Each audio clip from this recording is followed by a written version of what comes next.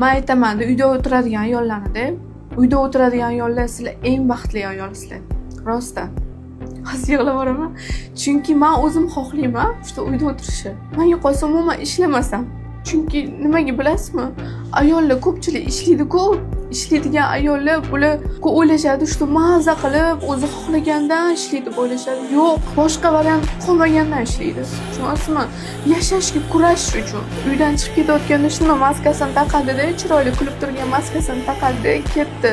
Allohga tavakkal qilib ishlashga, ishlayaptimi, pul topyaptimi, u ayol bo'ldi, u hech kimga ishonmaydi, hech kimdan hech narsa kutmaydi. So'chi meni farzandim bor, farzandimni boqishim kerak. O'g'lim bor. O'g'lim uchun, o'zim uchun, yashab qolish uchun, kurash, hayot uchun kurash uchun. Aytaman-ku, meni hozirgi problemalarimni puldan boshqa narsa hal qilmayotgani uchun men pul topmayman. Agar puldan boshqa narsa hal qilganda men pul topmasdim.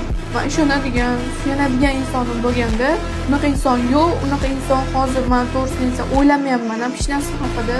Shunaqa hech narsa xohlamaydigan inson bo'lib qoladi-yu, ayol kishi shunaqa vaziyat bo'lib qoladi, hech narsa xohlamaydigan bo'lib qoladi. Faqatgina tinchlik, hech kim menga tegmasin bo'ldi. Bu narsa yomon-da.